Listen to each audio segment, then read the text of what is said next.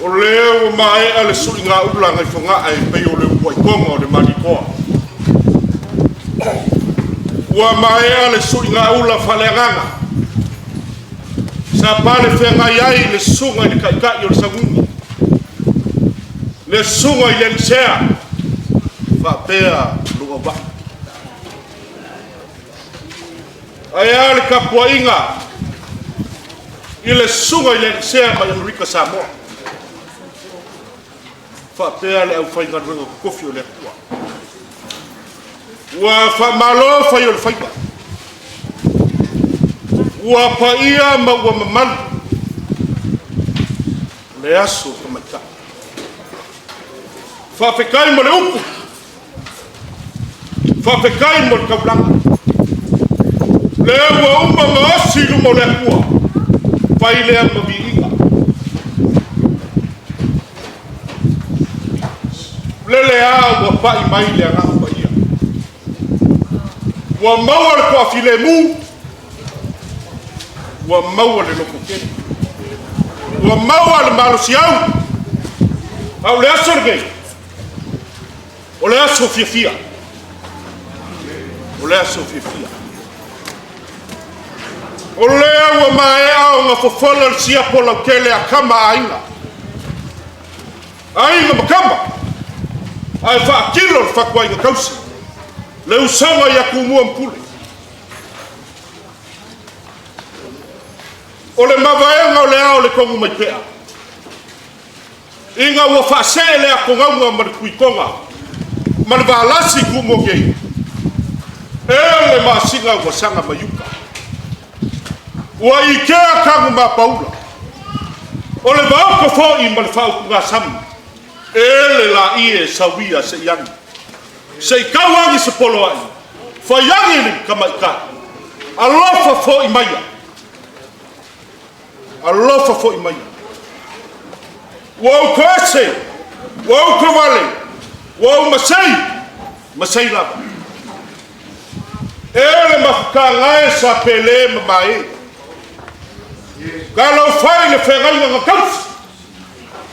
Au le mea uli o lo i o maka sa wha pele pele.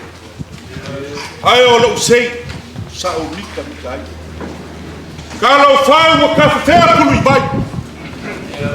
I le awhionga i a fuakingi. O le awhionga i a moe a pulu.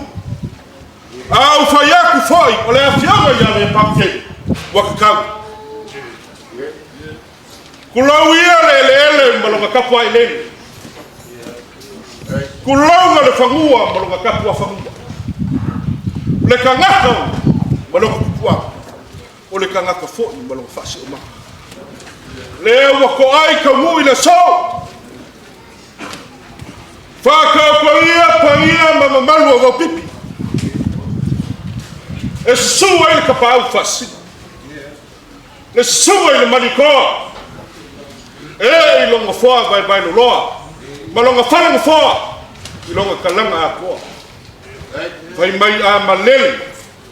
I whaalongo iei Samoa. Whakau ia paia mamamalu a wagi ura. E a whio ai ma wale bau. Ai kua whasanga mau wai le ai sa ma wale bau. Whakulongo paia mamamalu a wapapa i kau. E a whio ai le makua i a whakausi. Fai o moku le soa i a fionga i a fuakinga. O lea whakulolo ia paia mamamalu a waka wa maile. E soa i sayuri o le unga kauna laka wan marikoa. O lea whakalolo paia mamamalu a waka ipo o le whaeri.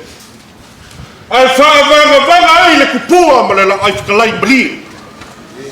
Nga malapa i ai le whaleri o le marikoa. Nga ko ai kumua, ko ai pule rua. Avela i salafai.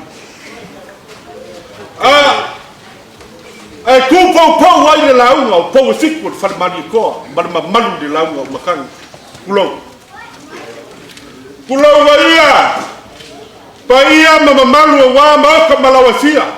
Ngausu i ai o makapa au. Ai au ai pa ia mamamalu. A wā whakipule. O le kua o konga mau. E su iai le kapau o le ala kaua. Mangoa sangalala. Fiafia fa saku mafou. Alo mangonga i Samoa ma useu le fa me melo ia ia la kaua. Ai pola pui ia la ua makua kalongiu. Fa pele kangaka.